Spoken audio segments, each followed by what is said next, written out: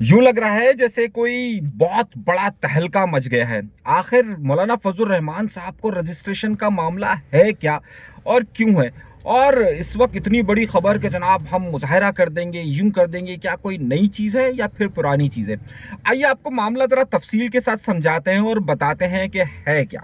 ये मामला शुरू होता है परवेज़ मुशर्रफ के दौर से, और परवेज़ मुशर्रफ के दौर में जो मदारिस है उसकी रजिस्ट्रेशन का सिलसिला बंद कर दिया जाता है। और ये जब सिलसिला बंद हो जाता है तो अब यानी कि 14-15 साल ये सिलसिला बंद रहता है। मदारिस की तरफ से ये बहुत ज़्यादा दबाव होता है कि ना हमारे पास बाहर के तुलबा आ सकते हैं, ना हमारे पास कोई डिग्री का सिस्टम है, आखिर उसे बेहतर कैसे किया जाए। इस सूरत हाल में जब मदारिस का प्रेशर बहुत ज़्यादा बढ़ता है तो तमाम मसालिक के मदारिस की जो मुतल्लिका बोर्ड्स या जो जमातें हैं वो मिलकर हुकूमत पर, यानी कि उस वक्त की इमरान खान की हुकूमत पर एक दबाव डालती है और कहती है कि जनाब हमें बताइए कि आखिर हमें जाना कहाँ पर है। क्योंकि उस वक्त रजिस्ट्रेशन हो नहीं रही थी, और अगर होती थी तो उसका मामला ये होता था कि वो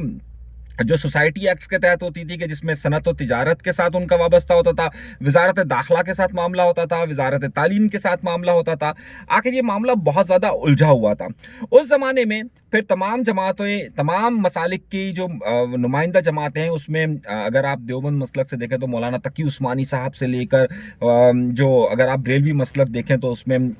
मुफ्ती मुनीबुर रहमान साहब से लेकर तमाम लोग मुश्तरका तौर पर एक मुआहदे पर करते हैं और तमाम जो जितने भी मदारिस हैं उसके लिए जो बोर्ड्स हैं उसको रजिस्टर्ड करवा देते हैं वजारत तालीम में। लेकिन मसला ये होता है कि उस ज़माने में मदारिस पर प्रेशर इस हद तक ज़्यादा बढ़ा हुआ होता है कि हुकूमत ये कहती है, तो ये जितने भी मदारिस के लोग होते हैं बोलते हैं हमें आपकी बात पर एतबार नहीं है, आप हमें गारंटी दें कि अगर हम वजारत तालीम के असर में जाते हैं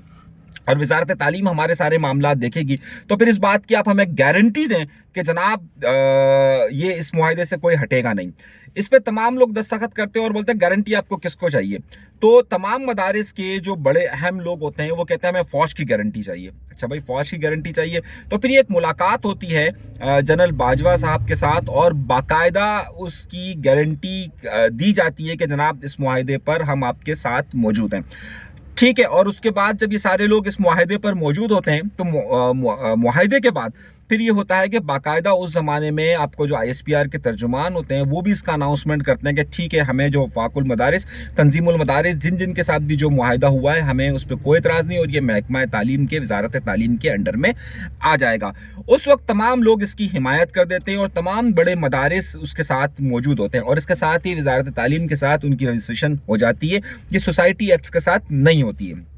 अब मामला ये कि उसमें मौलाना एक दस्तूर था वफाकुल मदारिस का कि जिसमें कोई भी सियासी मामलात, कोई भी सियासी जमात के मदारिस नहीं हो सकते, उसके दस्तूर में ये बात शामिल है। मौलाना फजल, ये जामिया जो वफाकुल अरबिया है उसके साथ ये सारे बहुत सारे लोग मुंसलिक थे। अब मामला ये होता है कि मौलाना फजल रहमान साहब एक बिल पेश करते हैं और उसमें कहते हैं कि इसे वजारत है जो तिजारत है या बिजनेस है उसके साथ इसको एडजस्ट किया जाए और सोसाइटी एक्ट के तहत इसमें किया जाए। जो दीगर तंजीमें हैं वो मना करती है कि जनाब 3 साल से हमारा निज़ाम बहुत आसानी के साथ चल रहा है और हमें इस तरीके से करना चाहिए। अब यहाँ पर आकर उलमाए किराम और मुख्तलिफ मदारिस जो है वो तकसीम हो गए। एक तरफ ये नुक्ता नज़र पाया जाता है कि हम वजारत तालीम के साथ चलने के लिए तैयार है, जबकि दूसरे लोग यानी मौलाना फजल रहमान साहब ये कह रहे हैं कि नहीं जी, हमें महकमा जो सनत व तिजारत है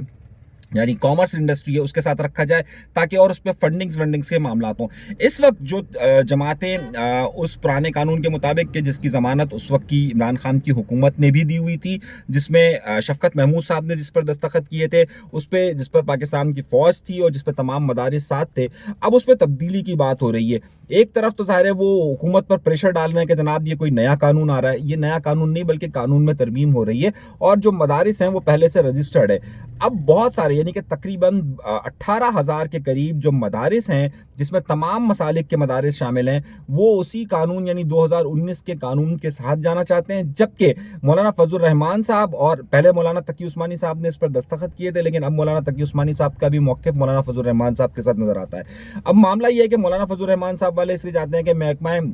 सनत और तिजारत के साथ ये जाए, जबकि जो बाकी हैं वो चाहते हैं कि जनाब महकमा तालीम के साथ जाएं। दर हकीकत मामला इसमें यह है कि फंडिंग्स का भी इशू है बहुत सारा, क्योंकि ज़ाहिर फंडिंग्स के भी बहुत सारे मामला होते हैं। लेकिन इस वक्त अगर आप देखें तो वाज़े तौर पर बड़ी खबर आपको ये मैं दे रहा हूँ कि वाज़े तौर पर मदारिस तकसीम नज़र आते हैं इसमें, चाहे वो देवबंद मसलक के हों, चाहे वो बरेलवी मसलक के हों, चाहे वो अहले हों या अहले हदीस मसलक के हों या जमात इस्लामी के मदारिस हों, ये सब इसमें तकसीम नज़र आते हैं और ये कह रहे हैं कि जनाब ये तरीक़ेकार ठीक नहीं है और अगर हम महकमा तालीम के साथ जा रहे हैं तो ये ठीक है, तो महकमा तालीम के साथ जाना चाह रहे हैं। अब सबसे बड़ा मसला तो इस वक्त